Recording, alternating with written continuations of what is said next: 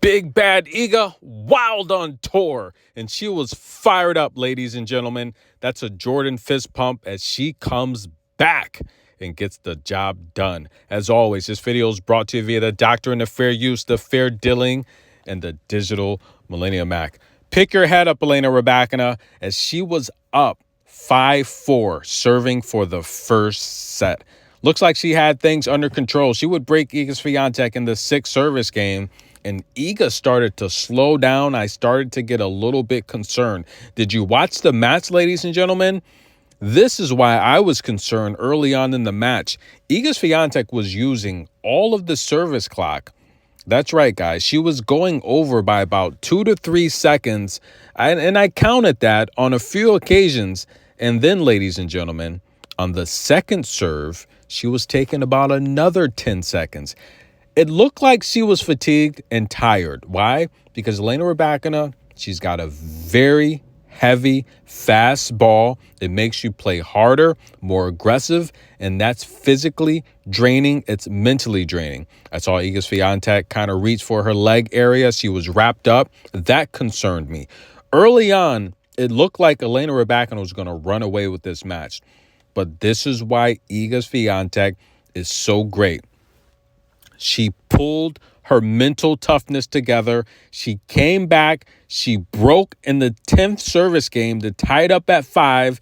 She would force the tie break, and she would take it, ladies and gentlemen. Once she took that first set, she got the momentum. There was tons of Polish fans in here. And listen, they had to fly in again.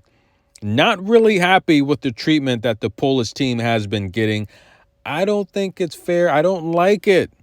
Why do they keep doing the Polish team like this? Now, listen, we all know about the players that have come forward and they feel, and even Novak joined the discussion. He feels the ITIA hasn't been transparent and they haven't been consistent with other cases. Novak said that. So we've heard everyone come forward and say, look, they felt Iga Swiatek received special treatment. But I'm going to tell you where she has not received special treatment.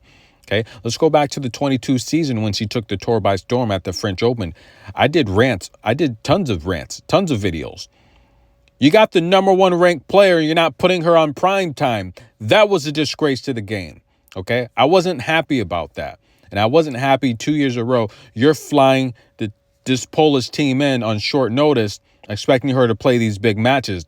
Maybe that's why she started off slow. But nonetheless, ladies and gentlemen, I kind of felt with Elena Rybakina flying against Stefanos, she's a little bit concerned with the game plan. Now, in the first set, and this kind of concerns me as well, you know, she's not really blasting the aces. In a big match like this, you need aces, Elena Rybakina. 2 aces is not going to get it. And the reality here is you have to take the ball out of the Iga Swiatek's racket as much as possible. You need to score as many points without going into these rallies with Iga Swiatek. Why? Because I don't necessarily think Rybakina is in her best form. She hasn't played much. And if you look at how she's struggling to get her first serves in play, only 68% of her first serves in play for such a great, amazing server, arguably the best server on tour, Alicia Parks, 1A, 1B. Osaka's right in there as well. She only won 63% of her first serves in the first set. She lost 56% of her second serves. And the second set it wouldn't get any better, right? These are not the type of numbers that we're used to seeing Elena Rybakina produce. Yes, she has a new coaching, and this is why I think Stefanos, look, she's vouching for him. I think this investigation it's not going to go anywhere. Where's it going to go if Elena Rybakina is vouching for you? And the reality here is, Goran's an amazing coach, but I feel there's a little bit of pushback, or else you wouldn't bring Stefanos back. You just wouldn't. Now, Iga Swiatek, the numbers, I was happy. I was happy with the numbers for most of the second set, the 70 percentile range, getting her first serves in play, winning her first serves, Jordan fist pumps. And I feel this crowd really lifted Iga Swiatek. There was a lot of Polish flags here. They followed Iga, and they really lifted her. In the second set, she got the break early, and she didn't look back. Guys, we have a blockbuster showdown. That's right. Iga Swiatek, she's riled up. Coco Gauff. Look, my pick is for Coco. I don't think I just don't think Iga Swiatek, it's just the way early on in this match, how she was just using the service clock, that scared me. And I thought Elena Rybakina at one point, she should have won the first set. She should have brought her best service game to close that first set out. And I think it would have been a different match because, look, even if she went down in the second set, we know what she does.